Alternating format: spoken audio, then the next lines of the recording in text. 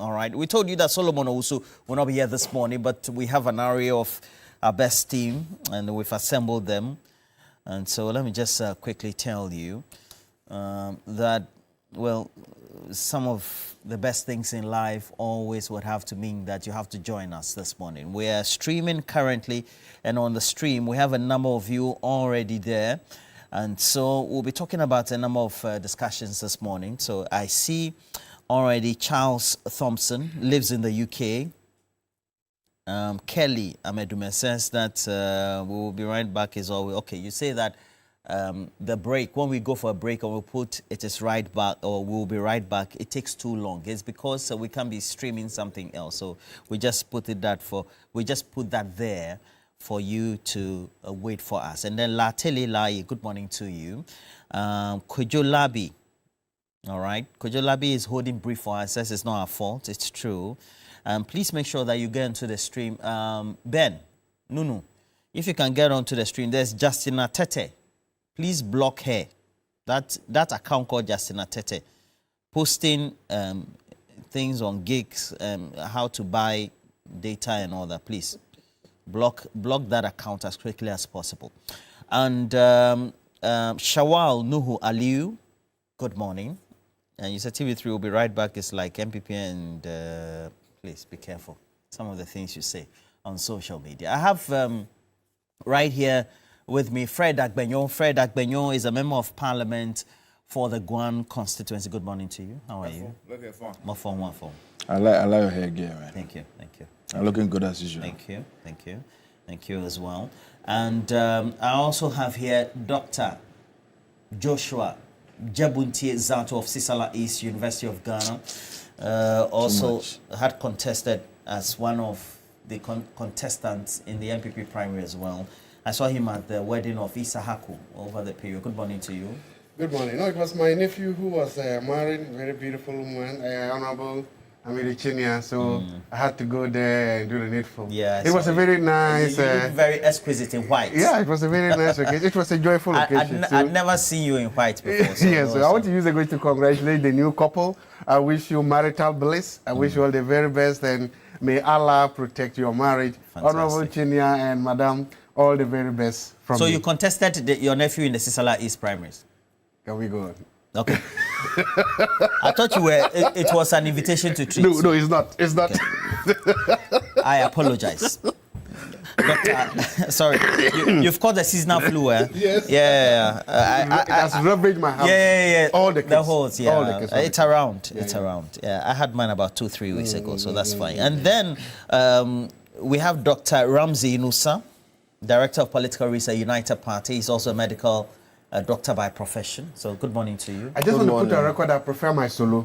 You see, You I don't want, solo? I don't want a gentleman. It makes your vibe. Exactly. He's in Kumasi I mean, he's a gentleman. He's in and I Kumasi prefer for my some solo. business. Solo, wherever you are, make sure you are here next week. Solo, they say you are missed. You are Your missed. regular seat on Wednesday. I miss it very small. Dr. Inusa is here, but it looks like Jabuntie Zato is not pleased. Yes, How are I you? prefer my solo. Roland. Yes, sir. Let me say good morning to your good self and to my co-panelists and to the good people of Ghana. Yes, indeed, you asked me a question. How am I doing? I would say I'm not quite well, Roland. And indeed, this morning, I want to send a message to the IGP of police. What has it done to you? Indeed, Roland, I have been able to test 2 systems in Ghana till date. The first one was the judiciary, where it was being led by the acting Chief Justice, Bafo Boni, who I can say without any equivocation that is one of the best appointments the president has made this far.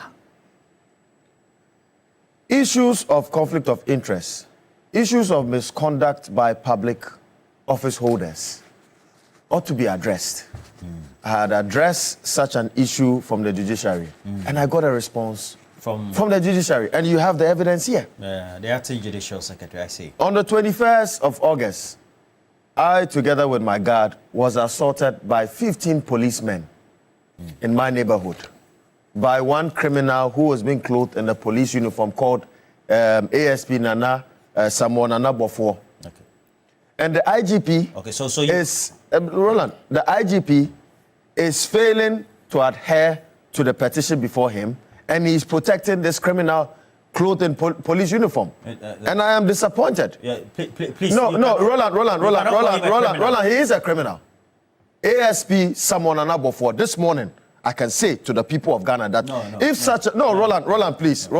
You have to Roland.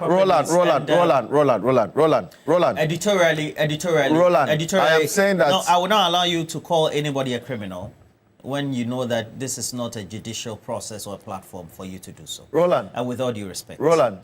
If a public officer... The facts of the matter are clear. And i.e. Roland. A police officer yes. has misconducted himself. Yes. You have petitioned the IGP to take a look at that. So you're saying that the IGP needs to take a look at He hasn't petition. done that, unfortunately. So you are calling on him too. I am not calling on him. I am reminding him. To call the subject a criminal. I am saying that editorially I will not allow that. Well, Roland, fine for your platform, but I can say I'm not going to retract that word because I know what this person has done. That is your constitutional right. That's what I'm saying.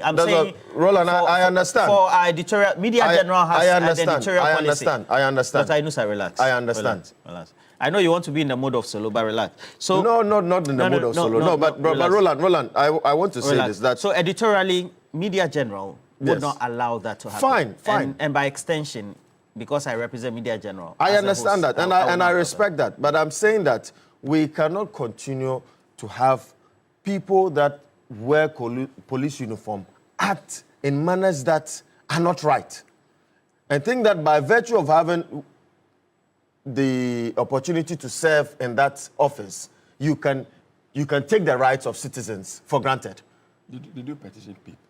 Oh, I did that. But you know, the IGP even failed to even transfer my petition to PIPS.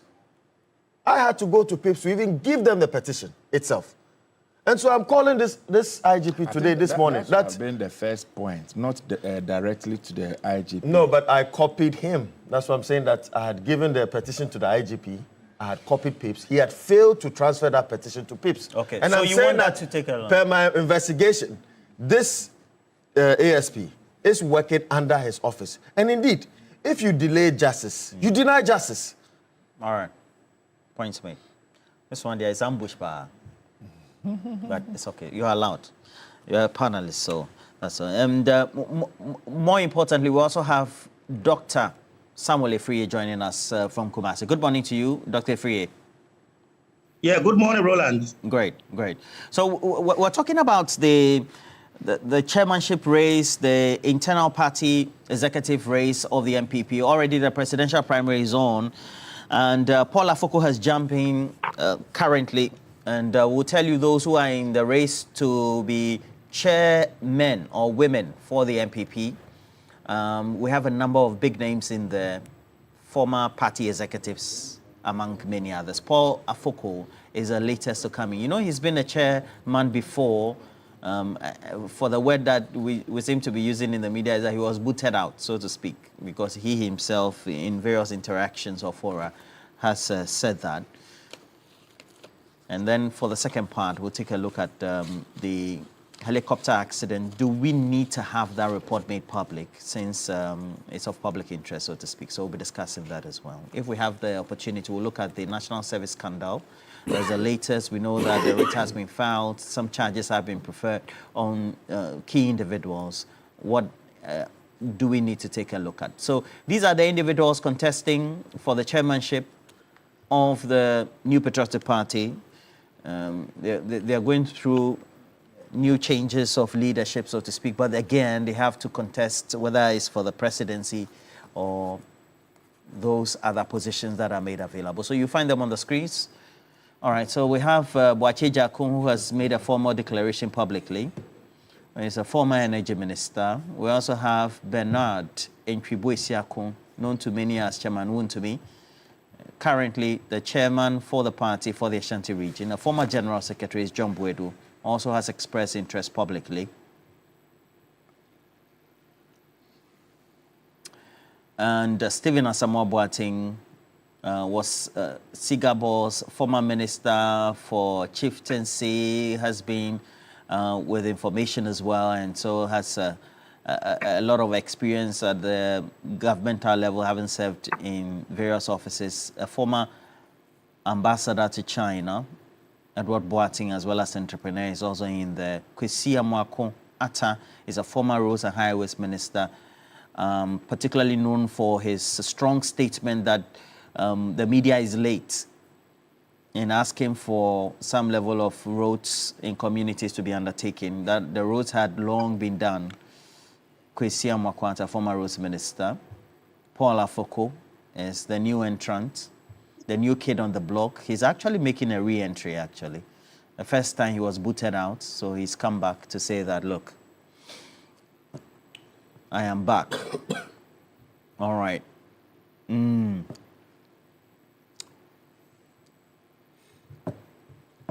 Dr. Zato? Yes, please. Yeah, your party, those new changes, what do you make of it? The interested individuals who want to contest for chairmanship? Once again, good morning to you and good morning to your listeners. Before starting, there was just something brief that Doc said about the police, and I just want to add something small. I've seen the police close enough and observed the police. In the Ghana Police Service, they are dedicated professionals, they are committed professionals, they are patriotic professionals in the Ghana Police Service. They strive to serve the public, sometimes under very challenging and difficult conditions of lack of resources and other things. So they are committed people. Sometimes once in a while, something bad small may happen. There may be what we call proverbial, something small happens. If it happens, I think that we should all call on them to get it satisfied, to get it rectified. But we shouldn't use generalization words, sweeping words to describe the whole service. They are commitment, dedicated patriots in there, and sometimes we should do that. Yes, we should call out the bad ones if they appear, but generally they are committed professionals and very good people. Thank you. Back to the issue at stake.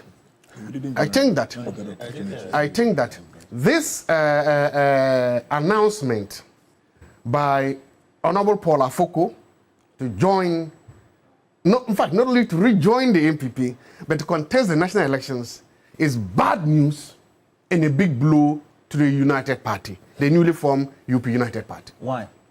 It's a big blow to them because something happened.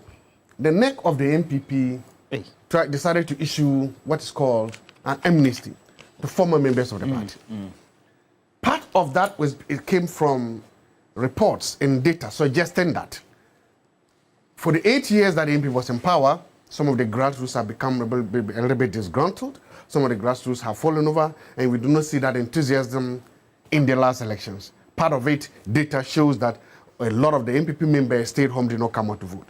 So how do you energize them? How do you bring them on board? How do you expand your base when they start out of an election? So one, the neck of the MPP issued an amnesty to say that if you were a member of the party, you've left, or we've left, sacked you, come back to the party. There were people who questioned these decisions. There were people who said that it will amount to nothing. There were people who said that nobody will respond to these decisions or nobody will respect it. This is the biggest fish in that category. If you're looking at people who could say fell out with the MPP, and even if you want to use your own word, booted out, or people, there's no fish bigger than Paul Afoko. So for him to graciously accept this offer from the neck is big news. It's good news for the party. It has fired up some of it. Remember, when you rise to become a national chairman of the party, you definitely have supporters all over the country. That's how you won. There are definitely people who looked up to you. So the fact that he has come out also has fired them up. In fact, I've gone on, I've had some friends who are with him, and they're fired up. So that is good news for the party, the brand party in all. And it's also good headlines for the brand party. If not today, you have been hearing things like, oh, a crisis, the MPP, DP. No, but now it's unity. He's coming back. Two, he's also doing something. It also shows that the MPP is still very attractive. Is that the one? Here is a man who, as we also again go by you, booted out of power, stayed out of power for how long? The MPP came to power, he stayed out of power for so long. And this is the man with immense means and resources. So he could have formed his own party. He could do whatever he wanted. Paul Afoko? Paul Afoko. But he's coming back. He's telling you something. I belong to the party, I belong to the family. No matter what happens, I will stay there. And there's honor in that. There's respect in that. It means that he finds the party the most attractive of all. Look, if you look at, and I'm going to say something today, look at what his family went through. Look at what his brother went through. It is the current government, the NDC, and the current Attorney General that should I say, freed his brother, right? So he has every right to be bitter about the NPP. He has every right to say that the NPP is not good for me and to be angry with the NPP forever. But he's let everything go and he's come back to the party. That is maturity. And that's what I respect him for that. Third, Professor Afoko is showing all of us something. Never shit on the mother party, mothership. Sorry. I want to withdraw the word. Never speak down on the mothership. You said never what? Pardon my friend. I use the word shit. So I'm saying, pardon my French. I've withdrawn it. You've withdrawn it? Yeah, I've withdrawn it. Paul Afoko, again, left the NPP, use your word, booted him out. For all this years. It's a word that is used around. Yes, for over 10 years, Paul Afoko has never, I've never heard him come out to criticize the NPP, to insult the NPP, to say nothing about the NPP. He held his tongue. He remembered the mothership. And he always stayed with the mothership. In his heart, in his mind, he was always an NPP member. And he never did anything to denigrate him. That's what we are seeing today. Today, we are seeing people who benefited from the mothership for 6 years, for 7 years, for 8 years. The first thing they do is to what? I don't want to use that word again, on the mothership. Paul Afoko is telling us that whenever you leave home, whenever you leave the ship, in fact, that is one of the biggest distinguishing qualities of the woman who died, Lenana Kono Dajima Rawlings. The former first lady we are barring. May her soul continue to rest in peace. She was a feminist. She fought for women's rights, and God and Ghana will forever be grateful for her. She did a similar thing. When she left the mother party, she never came back. She never insulted the party. She never ridiculed the party. She did that. So, Afoko has told all of us, is teaching all of us, the young ones going to politics, that respect your roots, respect your traditions, respect your philosophies and ideologies. And when you leave, it's like all of us, we have jobs, we have freaking places. It's not a good thing that when you leave your job today, the next thing you turn and you are insulting your former employers who fed you, who clothed you, who paid you. It's not always a good thing to do. And that is one thing, I'm saying, that is very humble about what he's done. Finally, his place in the race. And you've just shown it. All the gentlemen you've shown are patriots. They want to serve their country. I don't know about what will happen. I don't know how it will fare. But the fact that they're all coming back to power, to contest, and the fact that they're coming, it means the MPP amnesty is working. It means the MPP attractiveness is not disputed, and it means that Paul Afoko has demonstrated that his heart and his mind, he's a true patriot. He deserves some praise for that. I say, the way he was treated, do you think that could ensure that the race in Yoso is benefit? I don't know. I have no idea, honestly. I don't know about it. Okay. All I know is that he's a formidable candidate. His name is known. He's a formidable candidate, and that he will give this race all his best. And in fact, that is luckily going to be one of the best chairmanship races that we are going to watch. As to whether it will affect him negatively or positively, I have absolutely no idea about that. Okay. Does that make the race more exciting than the presidential one, or it just gives it a whole holistic view? Because perhaps it's part of the rebuilding structures, efforts of the party. What do you say? Well, thank you very much, and let me say good morning to our cherished viewers, especially the good people. You must be shaking as NDC. Let me say good morning to the good people of Guan constituency, and to His Excellency the President. Ghana cities was 60 years yesterday, and I think we need to be proud of our currency. We've gone through the ups and downs. I believe that if we put our house in order, we can get a stronger currency than we have today, a currency that we can all be proud of. And so we want to thank and commend all the managers of our economy, the managers of our city, that have shepherded the city to where we have come this far. Let me continue by also empathizing with Doctor for whatever ordeal he might have suffered in the hands of one policeman, and also add my voice to the police hierarchy, the IGP, that they need to look at the petition and do the needful. As Dr. Zato said, the police are playing a very major role in our society. We can't discount their contribution and all the things that they are doing under very challenging circumstances. And so the least we can do is to encourage and to support them. I didn't hear Doctor generalizing or condemning police people as a whole. I think that he focused on one particular policeman who he believed didn't handle him well, and the fact that the IGP has delayed in working on the petition that is submitted.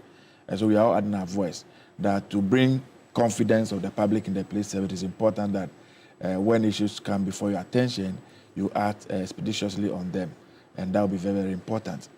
Roland, Mr. Paul Afoko, it's an interesting development.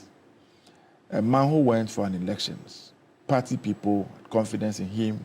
They voted for him. He won. He was center affairs of the party. And one flag bearer emerged, and he said he couldn't work with him. And so they used every Machiavellian means available to him, to them, and make sure that he, Paul Afoko, the chairman, Comrade Japan, the general secretary, and the vice chairman then, what's his name, Sammy Crab, were booted out of the party. They were rendered almost, pardon me, were useless. They were irrelevant to the affairs of the political party for this many years. As if that was not enough, we also saw the treatment that was meant to his brother.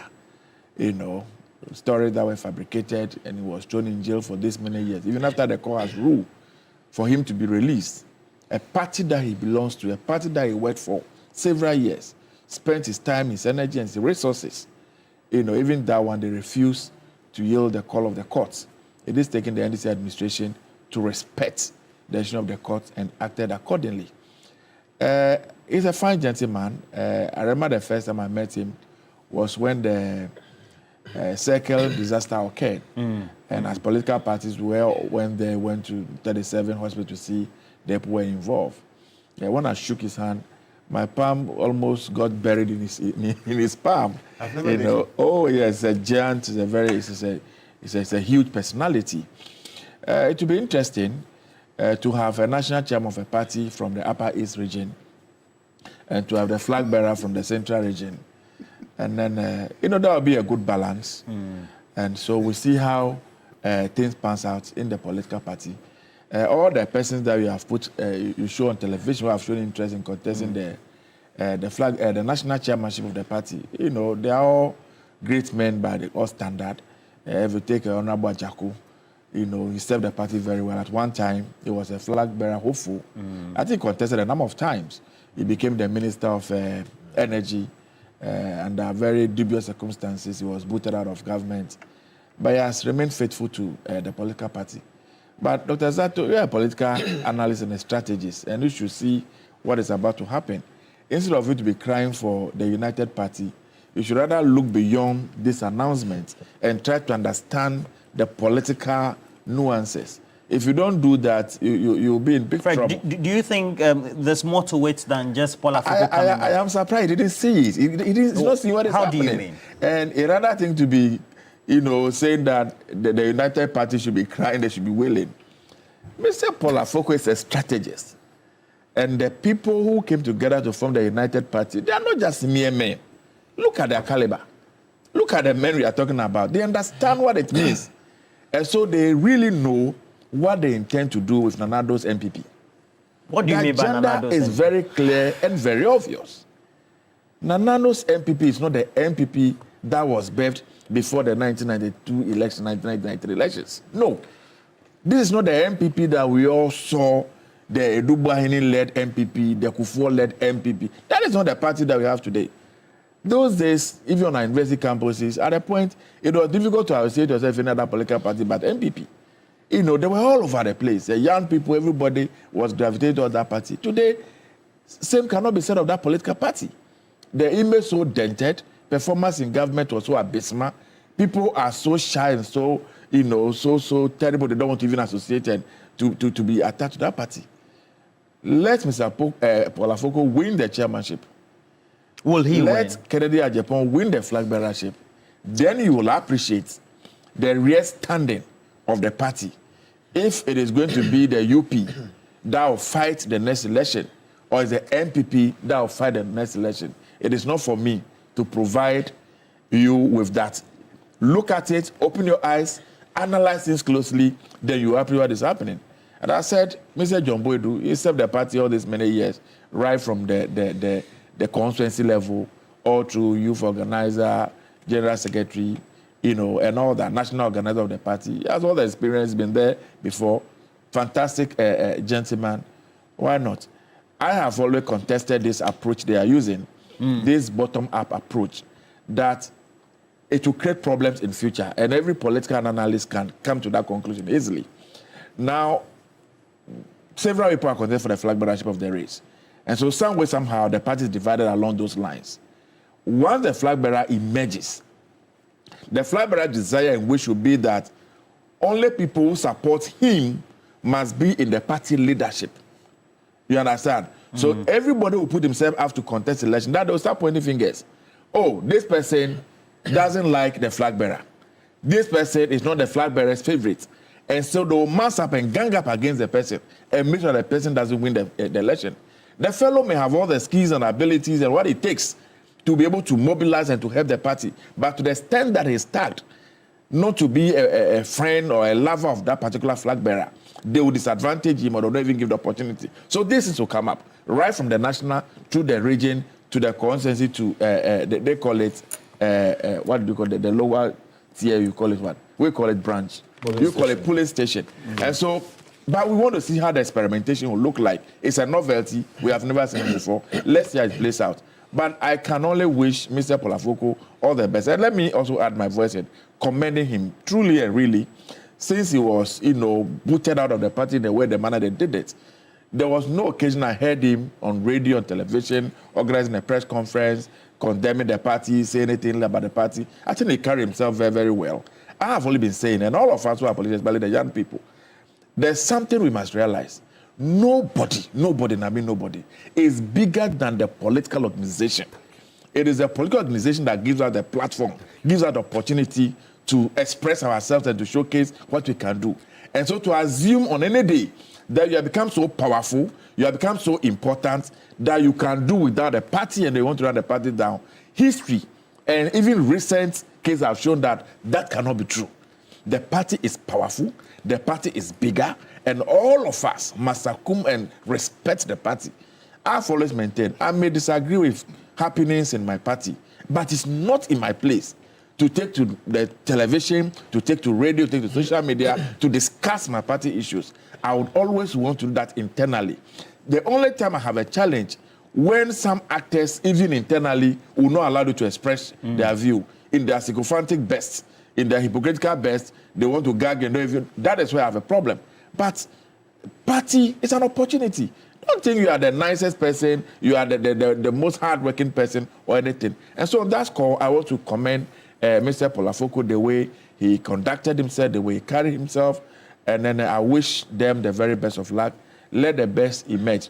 They have a daunting task, even as I conclude. The elephant is so, bastardized. The elephant is so dirty. No well-meaning people want to associate and relate to the elephant in this current state. And so when they are taking office, definitely they will need at least some 8 years. They will dispute that, though. Some 8 years. Well, you can choose to dispute it, not to. The reality is there. You can go and conduct the research, and all the research that are conducted are point to the fact that what I'm saying, that the elephant in this current state, nobody wants to associate with it. Everybody sees it as a very destructive animal, as an animal that human beings don't want to relate with. And so those who will emerge as the national leader of the party has a huge responsibility to try to wash and clean the elephant, and that may take them some 8 to 12 years to do, to bring it to a stage where some people may now want to relate with it. I wish them all the very best. Okay, sir. At the end of the day, you find that undercurrents led to key issues that, importantly, people of high magnitude who had great influence in the MPP, perhaps not taking part in the so-called internal democratic processes of the party over the last 8 years. And Paul Afoko, you can say, is one of them. Now, for somebody like him to join the race also means that there could be some mixed reactions, whether he is going to have a personal vendetta, even though he hasn't exhibited that, or perhaps also wants to join the rebuilding efforts of the party, and he feels that he's a man. Knowing that you've been part of that system before you forming the United Party, of which you're a strong leader in there, how should he go about it? Well, Roland, let me say that Mr. Paul Afoko is a person that I respect so much and admire so much. And indeed, his escapade within the MPP has nothing to do with the UP, as Zato is trying to portray this morning. Indeed, he has never supported Alan Tremantin as a candidate, even when he was contesting as a hopeful, flag bearer hopeful in the MPP. And after we came out of the MPP, he was never part of us. He has never supported us. And so if Zato wants to portray it as if we are pained by it, I think that such agenda or such the aggrieved members forming the UP are not pained. Is dead on arrival. Such thinking is dead on arrival. That is absolutely not true, and it's propaganda Zato is trying to portray this morning. Indeed, I heard Mr. Paul Afoko say that he consulted so many people. But the question I have is that, did he consult Gregory Afoko? I don't know if he consulted Gregory Afoko. And if I was Gregory Afoko, I don't know how I'm going to take this news. Because at a point in time when a court of competent jurisdiction granted him bail, the Akufo-Addo Bawumia-led administration insisted that he is kept in Nsawam to rot. But for the coming of the NDC, Gregory Afoko would have still been in prison.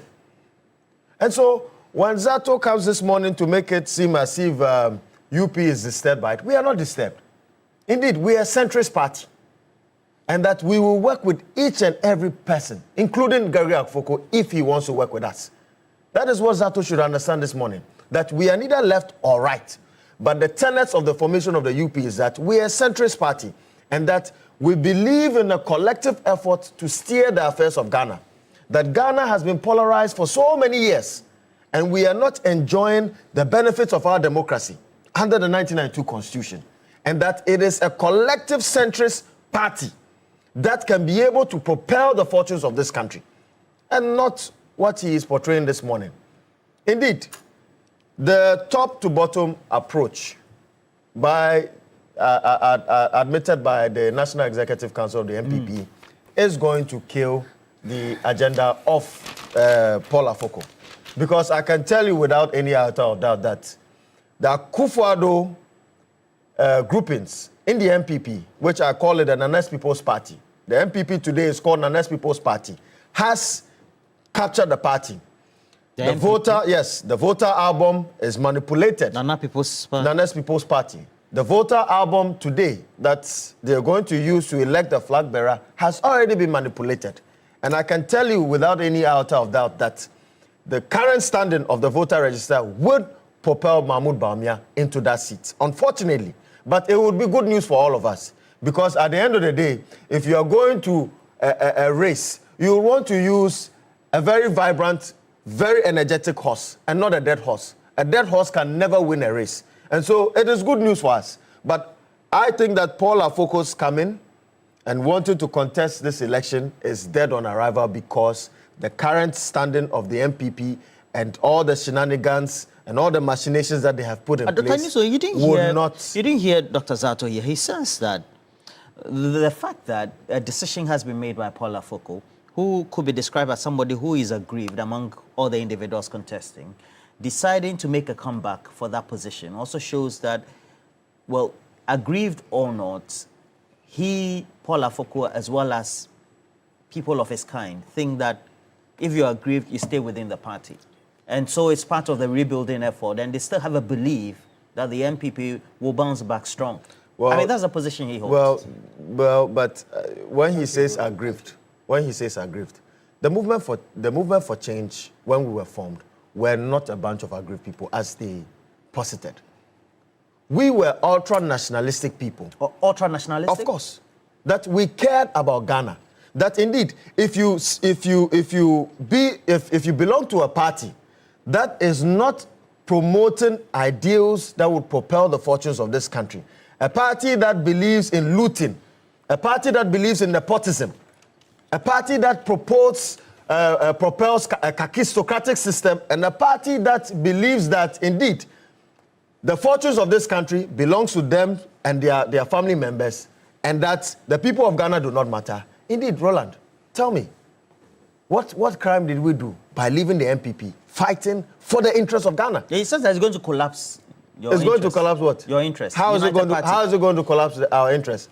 How many votes does Paul Afoko have? He has only one vote.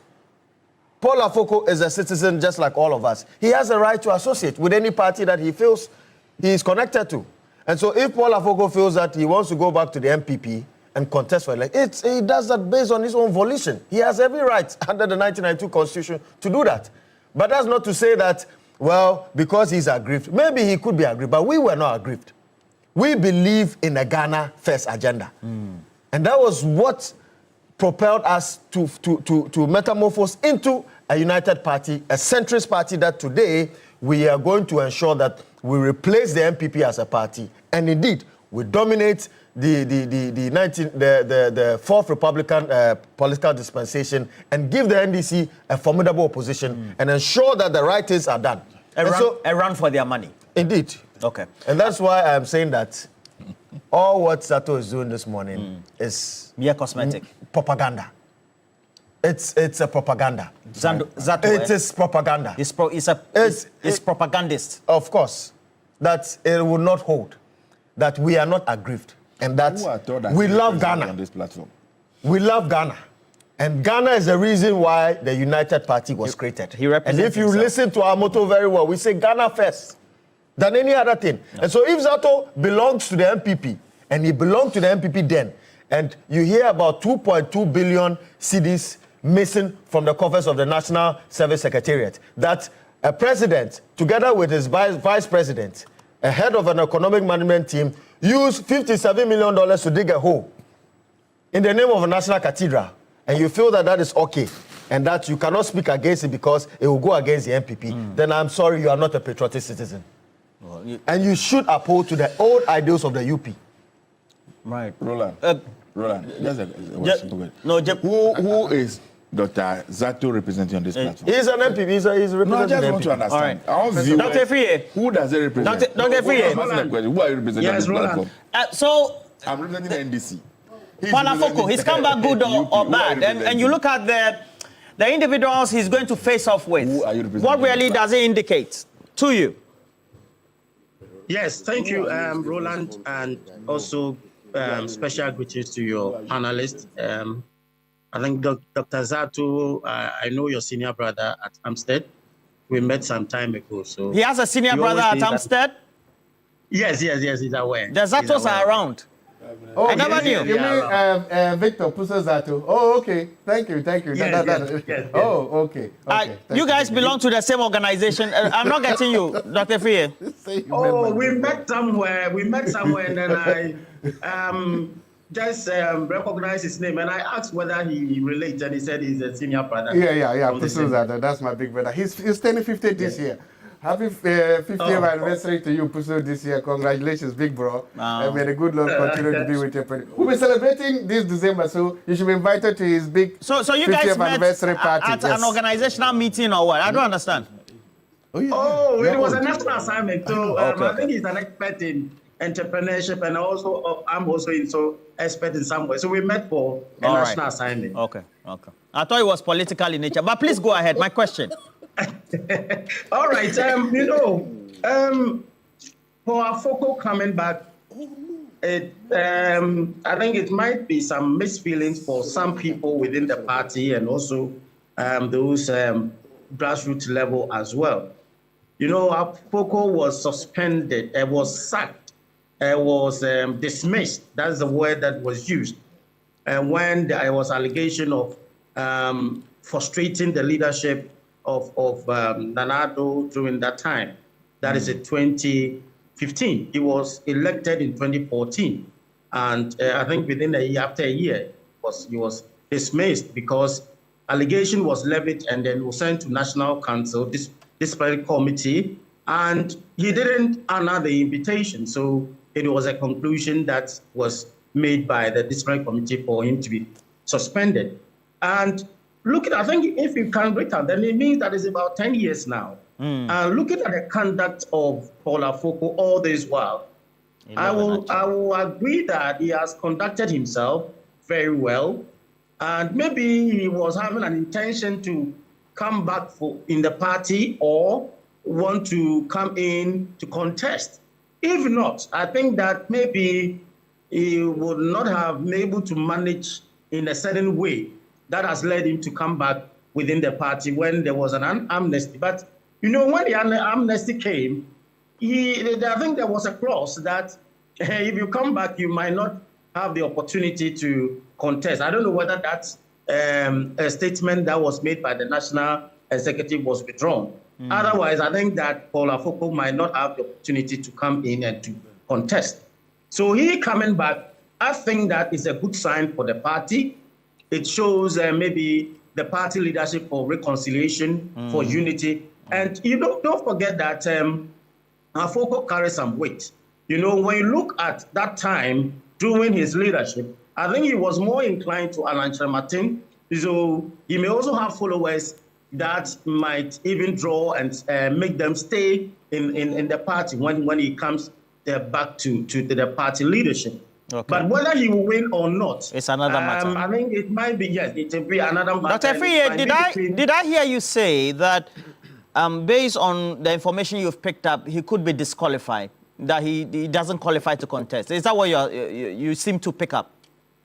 If the statement made by the National Executive, I think that they might disqualify him, because they said that if you come back, the amnesty, there was a clause that you don't have to come and contest when you are being beyond, you come back.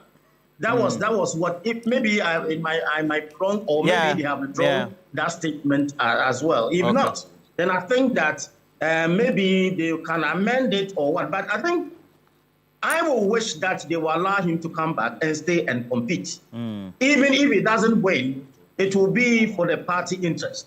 Because Afoko leaving, how he left, at least drawn some people back to certain kind of party. So he has a weight. He is a leader, I think, from Sandemai Royal as well, and has been with the party for all this while, and his conduct, I think that he can also bring some numbers to the party if he comes to the leadership, even if he doesn't win. Because now, he coming in, I think that it might be between him and Ejaku. I think that would be a great contest, because the rest, when you look at the party structure, when you look at the grassroots, Afoko has some weight, and if he's able to campaign well, he's able to, because he has a record now. I think he has a good record. And all the allegation that was levied against him, nobody was able to prove it, because he did not go to the discipline committee to have even any explanation. So the records that he has now serve his interest well, and I think that he can make a good ground in the party leadership. Okay, just in 2 minutes, Dr. Zato, how would you react to a question that the party has been structured in a way to lean towards an Anado DMB by way of the base of the delegates? As a result of that, anybody outside that ring really stands no chance. Thank you. Doc, you said my brother, I thought you said in Amsterdam, but he meant Amstead, Kumasi. Yes. And that is my big brother, Dr. Solomon Benezatu. He's a lecturer there. Dr. Friye, Amstead, what's the full name of Amstead? Let's say if I go to that university, Amstead alumni, what's the full name? Amstead is a peer menka entrepreneurial kind of. I think you are even struggling. Don't worry. I'll Google the name. That is my big brother, Dr. Solomon Benezatu. I thought he said Amsterdam there. That would have been my brother Victor Pusozatu. Apia Minka entrepreneurial Amstead. Please go ahead. Dr. Solomon Benezatu and the pronunciation. Okay. Your question, what I want to make is that, look, I heard this. There's a false narrative. Did you hear my question? Yes, I did. That the party is structured to favor Nana Addo Dankwa Akufo-Addo. Dr. Mahmoud Obama. Anybody outside the brackets is off. That's what I want to directly 2 minutes. respond to. There's this false narrative that the MPP's coming primaries is a top-down approach. Now, I don't understand. When people say that, I understand. What do you mean by top-down? What is the definition? People are shocked by this revelation. There's something like a triangle here. I'm trying to use some diagrams to help explain. It's a pyramid. What you have done is a pyramid. Good. Now, please give him a close-up. Yeah, bottom. Now, this is how it looks like. If you can do it. No, we'll do that. Good. We'll do that. Now, if you look at it very well. It's a pyramid, it's not a triangle. Yeah. Okay, pyramid. Thank you. My math wasn't very good. No, I don't know. He's told me this way. Under the... It still looks like a triangle, but it's a pyramid you've drawn. Thank you very much. I agree with you. If you look at it, in the MPP structure, almost 70% of the electorate are made up of the grassroots. These are the polling stations. Where are they? From where to where? They are the base of... They are the base. 70%? About 70% of those who elected... So you should hold elections there before you do flag leadership position. No, you see, that's Aren't not... you indicting that's your argument? No, that's not top up. This is still what is going to happen. In the election that's going to come, 70% of elected are going to be the base. 70% of them. Then you have another about 15% constitutional executives, about 10% regional executives, and about 5% national executives. So the grassroots, if you go below police executive, you are hitting water. There's nobody below them. They are the most basic micro of the party. Okay. And they make 70%. That hasn't changed.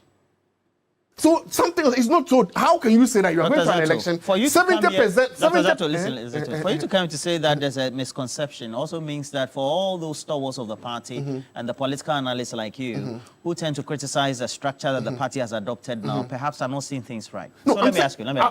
Since 1992, what all the parties have done, especially post a transition, is that they go to the base. Right. The NDC, they have, branch? MPP has polling station. Okay. Then they start there. Then they graduate to the next level. NDC will go to what? Constituency. No, they go to what? Constituency. Okay.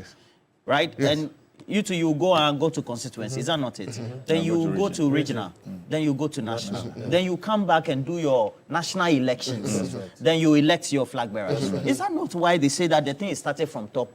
No. So what you've described is that you are saying that the process is a new program, but that doesn't mean that it is not a bottom-up approach. If you say it's a bottom, then if you have turned the pyramid and rather make sure that 70% of the people elected are made up of the upper echelons, then you will say it's happening. So say that you've changed the process, but don't say that at the end of the day, even if you did what you said, even if you did what you did, if you did what you did, that is what 70% all the parties have done since 1990. It doesn't mean that you continue to do that. Every party, every organization, in fact, there's something in the literature called resilience. To be resilient means that you're able to respond to changes and take advantage of new opportunities.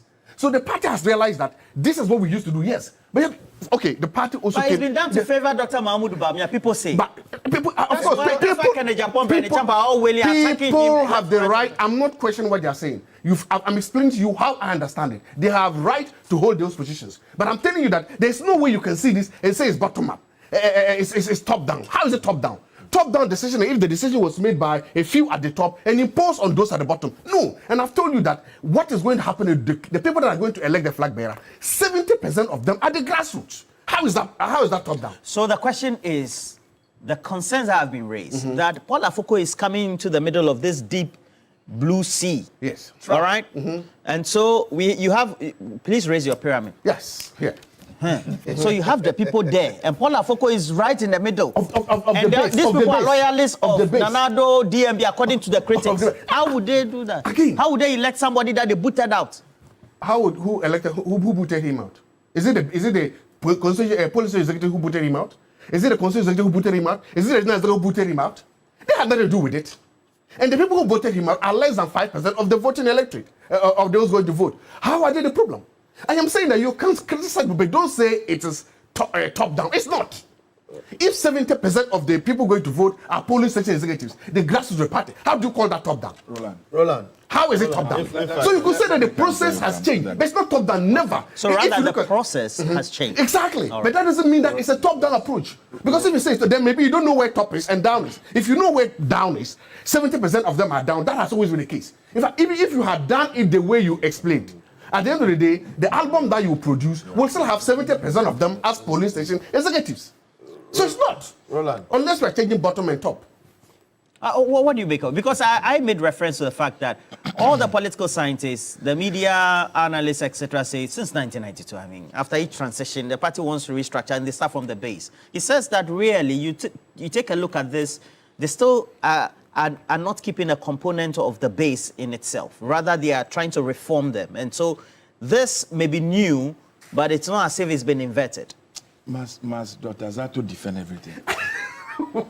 Must Dr. Zato pretend that all of us in this country are mumu and that he's the only person who is seeing things right? Oh, Fred. No, but that is what you're trying to do. So as if all of us, we are mumu, we Fred. Can't think, we can't see anything. I didn't say that. But that's what you're suggesting. No. The host is pointing to you that several experts and critics, media, everybody is saying that what you are doing is an up-down approach. You alone are trying to rationalize. I have the right to disagree with him. Can I continue? You see, you are trying to rationalize an illogicality. You are trying to make sense of something that doesn't make sense. I don't know why, and you are forcing all of us to accept to accept that. It doesn't make sense to me. Don't accept. Listen, when officers are appointed or are elected into office, they have a time frame within which they're supposed to stay in the office. That's right. They are supposed to stay in office maybe for 4 years, or 2 years, or 3 years. After which they go for an election again, for their mandates to be renewed or new persons are brought in. We are saying that the branch executive that you have currently, the police station that you have now, the time is up for them to go. No, it's not. Their term is not elapsed. No, that's a fact. Their term has not elapsed. Can you allow No, me? their 4 years has not elapsed. That's a Can you fact. allow me? Can you allow me? Okay. You are going to have, when I say now, you are going to have the elections Means the next year. No, even by the time you are going, their term has not said elapsed. I'm just making that. That's a fact. They are still in session. Can we keep quiet for you to speak? No, you talk. Okay, go now. Who are you representing on this platform? I've asked a number of them, you're not telling me. Are you representing NPP yourself? Please, go ahead. Who is he representing on the platform? He's No, we representing need to Dr. understand. Zato. And Please viewers go must know who is representing on this show. MPP cannot tell us that they have boycotted this platform. And yet you bring Zato here every Wednesday to come and scream and He's shout. paying you. It's not paying me. If you're an MPP and you're representing, let us know. But for them to be telling that they have boycotted your but he platform, contested they are his salary throwing your is on mic behalf of away. MPP. So it's so MPP Virginia- has not boycotted your platform, right? No, formally They will they not have. throw your Formally- mics and everything away formally again. they have. Now Please go they'll ahead. grant you interview, right? They'll speak to this youth platform. Okay, represent the MPP. MPP man, listen to me.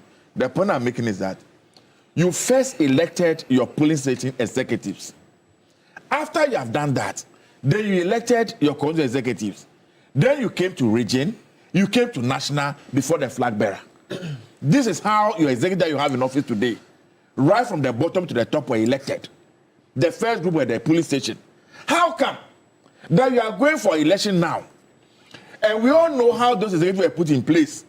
That you must be an Nanado and Baumia's favorite to be an executive. If you are not, they will make sure you never succeed. You never become an executive. In Please allow me. 1998, the MPP did the same thing. It's not novel. The MPP has done this again in 1998. So what has happened is not new. Can you allow me to speak? Yes.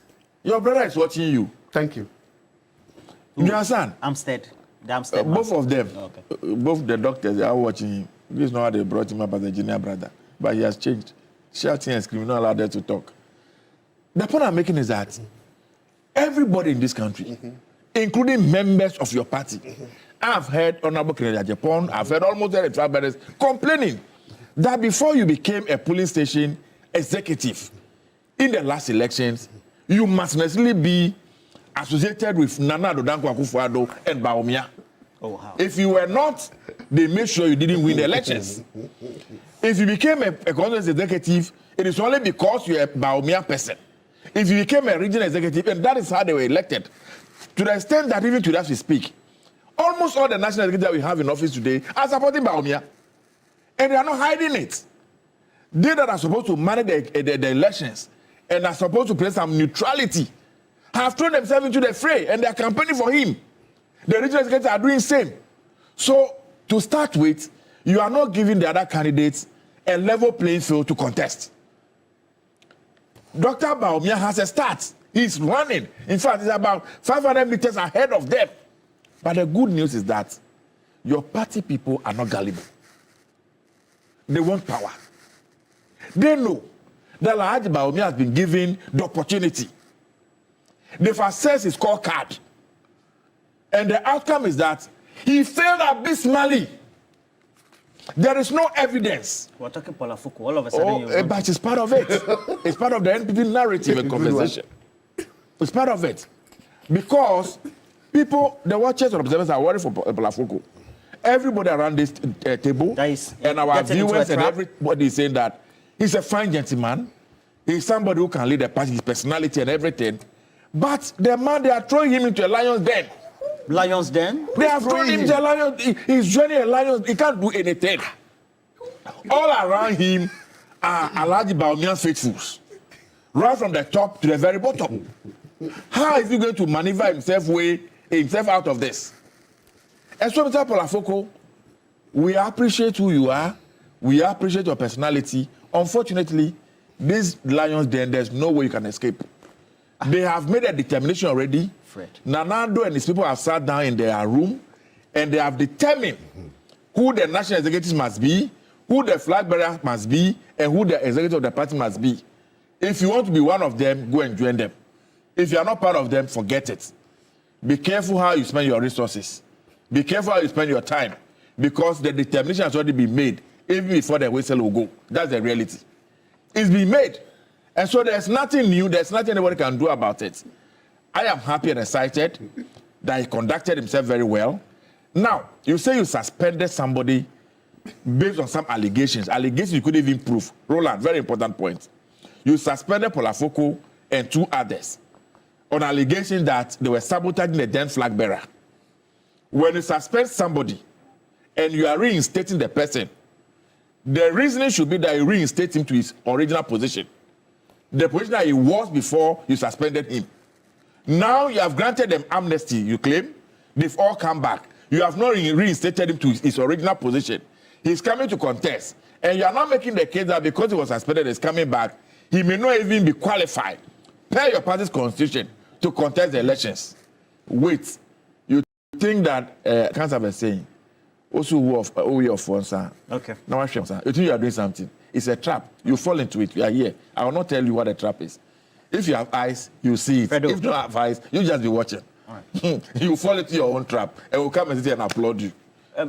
Sir, put the icing on the cake for me. Roland. Your own analysis so far. Roland, I think...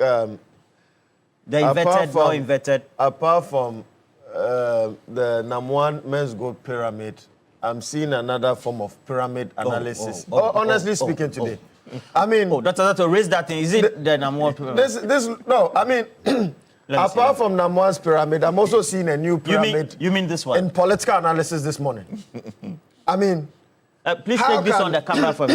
You see, they say it is bottom. They say bottom. They say bottom is up. How can you tell me that the current tactics used by NEC is not a top to bottom approach? Because he said the NEC is here. Then you come down, you see the regional executives. Police station, he said they form 70%. Honorable Fred, you don't like this pyramid. Really explain everything very Dr. well. Zato's pyramid.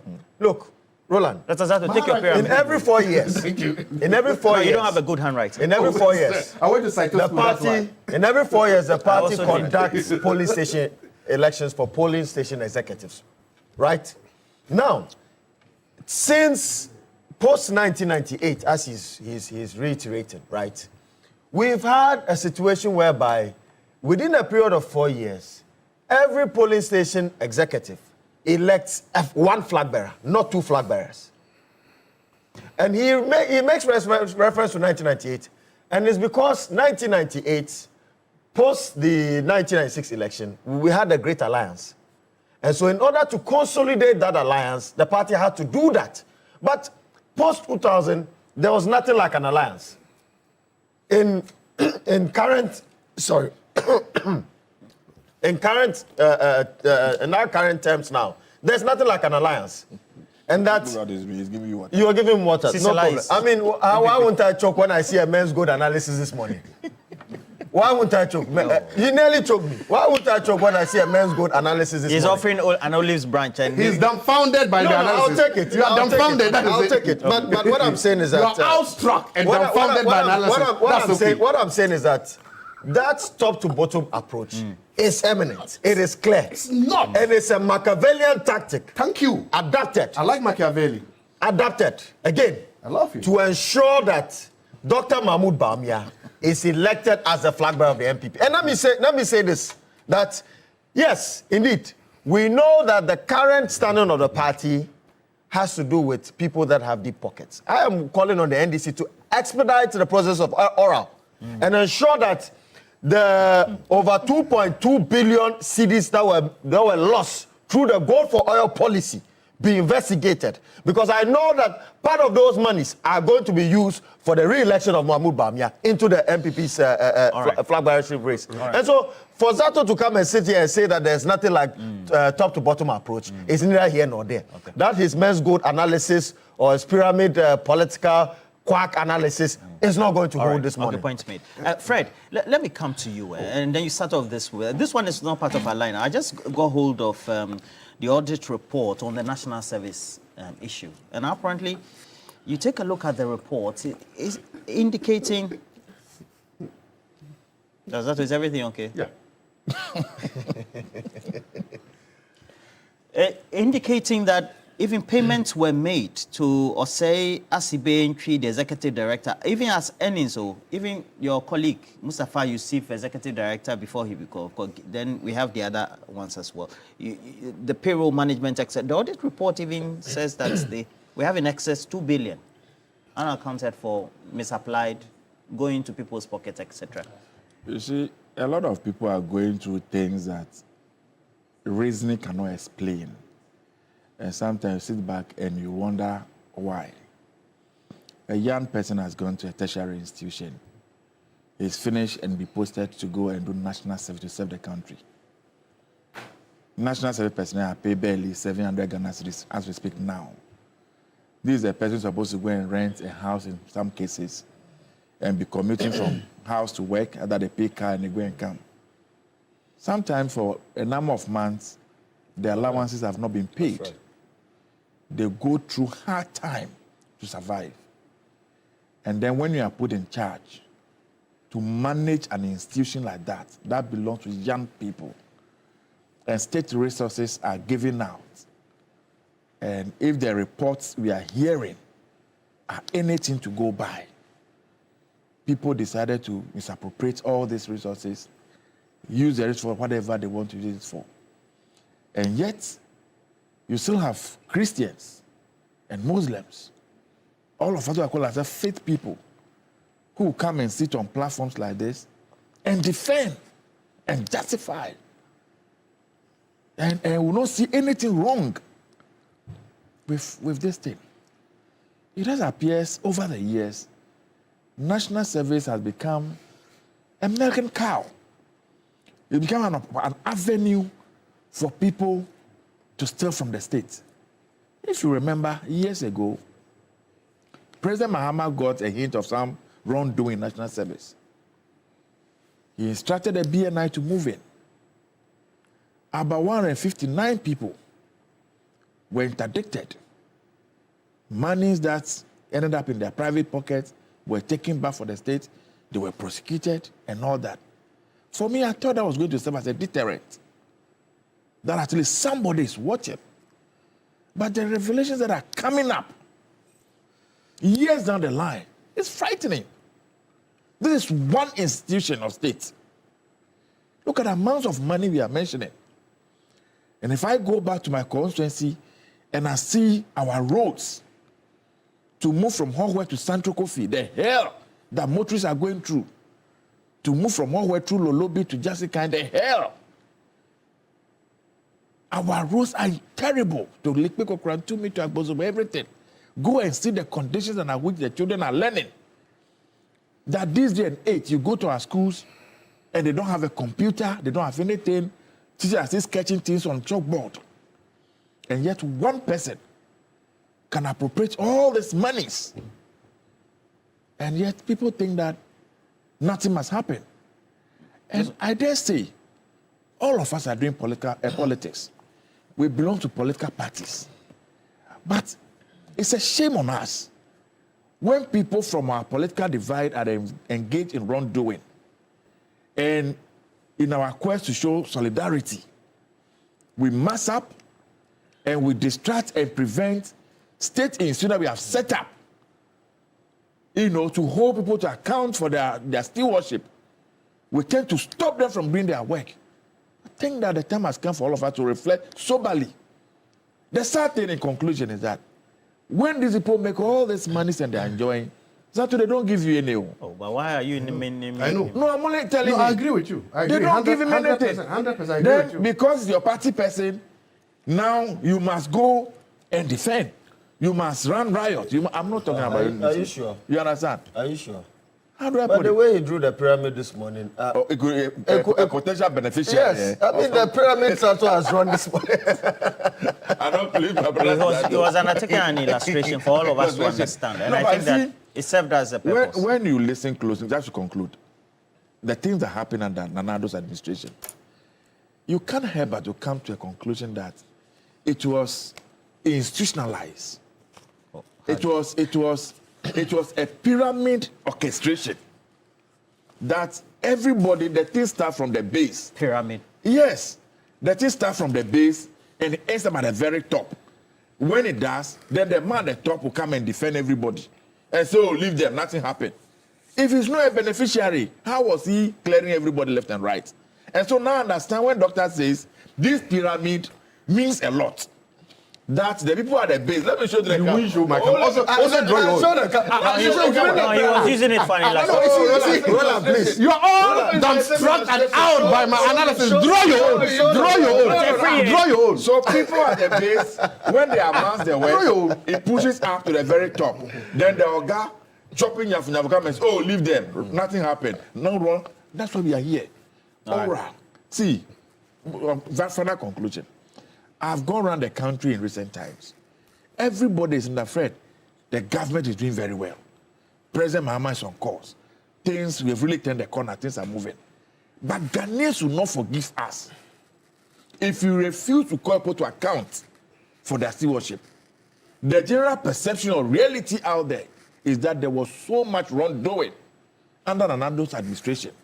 And Ghanaians are calling for all persons who served under that administration and who were engaged in some wrongdoing to be hauled before the loss of our land. Attorney General is doing his best, everybody else, but I think that we need to fast track the system. Let us see the tribunals, regional tribunals and everything coming up. If the courts are going on holidays and delaying the cases, bring up the tribunal system that we promised. Let us see them. This one was just a bypass commentary I want to It's not a bypass. Can we all have bites on that? Dr. Friye. We have a bite on the pyramid. No, The pyramid. Dr. Friye. Yes, Roland, I'm here. Yeah, I made him comment because, you know, he's a member of parliament. They have oversight responsible over the Auditor General's report. Please, the clarion call is that the investigative report on the incident that happened, the helicopter crash, should be made public. Just for 2 or 3 minutes, do you think that call, that for a sensitive nature of an incident like this, it has to be made public? Yes, Roland, it depends on the content of the request. You know, it's not everything that can be put out there.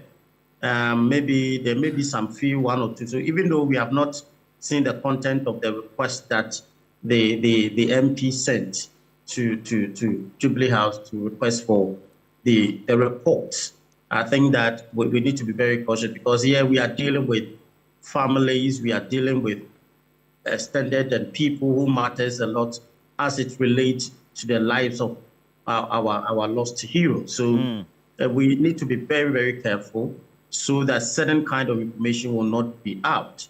And I know that the Jubilee House will be very cautious about this. Whatever maybe the technical or whatever other aspect, but I think we need to manage how this information will go out to them, because it is not a simple matter, or it's not something that can be glossed over it, because it's something that affected the nation, and we need to manage after their demise. So, but at the same time, the nation also need to know what went wrong. Maybe whether there was an assassin, whether they need other ulterior motive, even within or outside government. So we need to manage that information very well. Do you deem this, apart from just being sensitive, to be of a defense nature? As a result of that, we need some level of tact in the way government handles this growing public opinion that this has to be published publicly? You know, I think government need to have a system in place, you know, because here it's families. It's not easy, as Roland, as you are a family member of these people, especially the immediate ones. It's not easy. And you know, there's a lot of children within this group of people that lost their life. And for the future, and because now, if anything is put out there, these children can go online, go to social media, just enter whatever, and they will know what probably. No, I'm not saying that it's certain information, but we need to also look at the sensitivity of the family as well. So I urge government to tread cautiously and to ensure that whatever they will do, they put the psychological and the emotional aspect of these families, so that it will not be something that we will regret later. Yes, we have the right for information, but it's not every information that should be available to all of us. All right. Dr. Zato, yes. Release or not release the report? How should government handle this growing public opinion? No, with a lot of sensitivity and circumspection. I actually thought that after the initial 30-day analysis, the government should have issued a statement to say, look, the committee still needs time. It would have killed all this mischief. They would have just told us that, okay, the committee is still working on it. In fact, I also expect the government to say that, to just come out and tell us that you will not get all the report because, again, of the sensitivity of this issue, that we will give you, let's say, an abridged version or a summary of what happened. And that the right agencies, the right institution, in this case, the Ghana Armed Forces, maybe the air traffic people, the people that need to see the details will get it so that they can come in with reforms and minimum for future.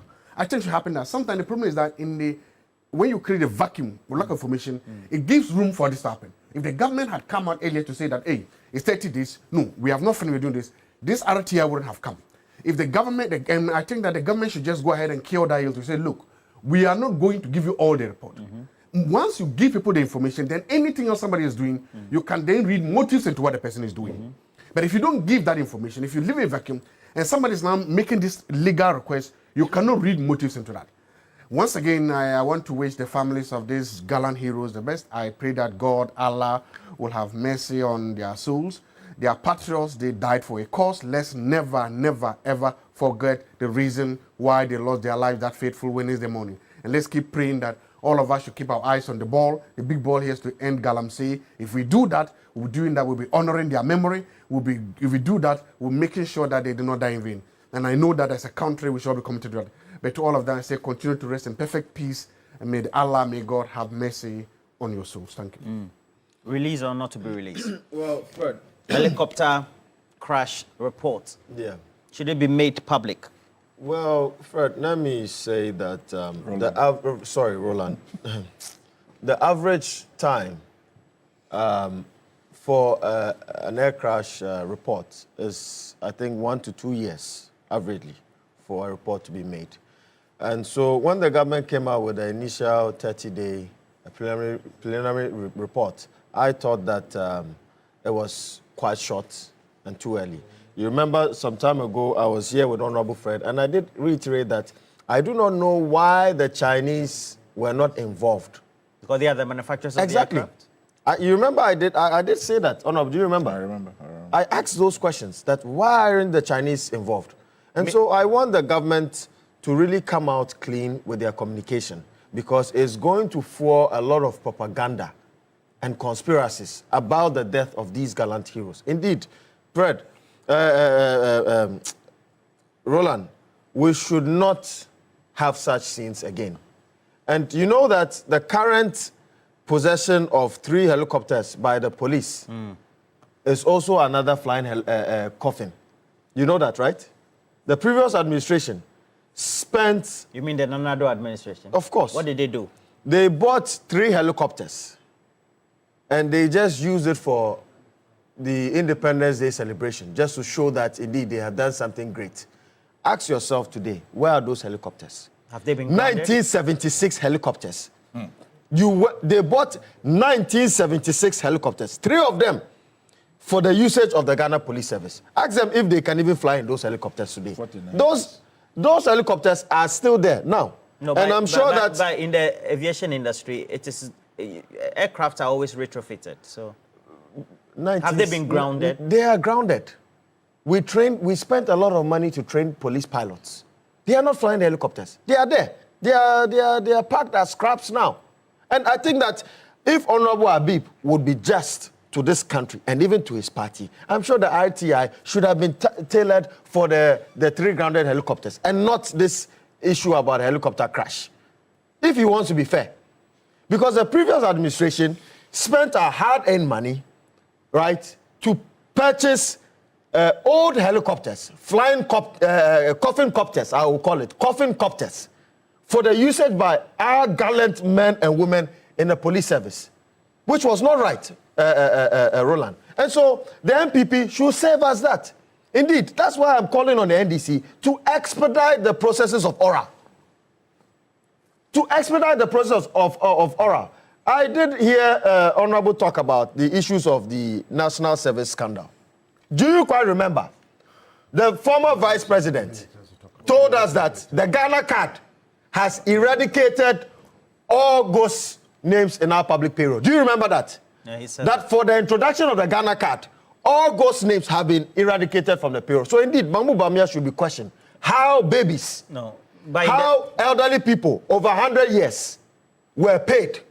In the audit report, the auditors did indicate that there were bypasses from their system. So they had a system in place because we're told that the application was a good application. He talked about digitization, that he had created a digital platform that would eradicate any loopholes that would enhance corruption in our public polity. He talked about that. Why wasn't that efficient? But there was a system in place. That's what I'm saying, that the system... Audit establishes that. Human beings decided to bypass. Roland, I am saying that the system itself is a failure, just like his candidature, just like his leadership as the head of the economic management Dr. team. Inusa, And so, United Party. Indeed, and Mahmoud Bawumia has failed.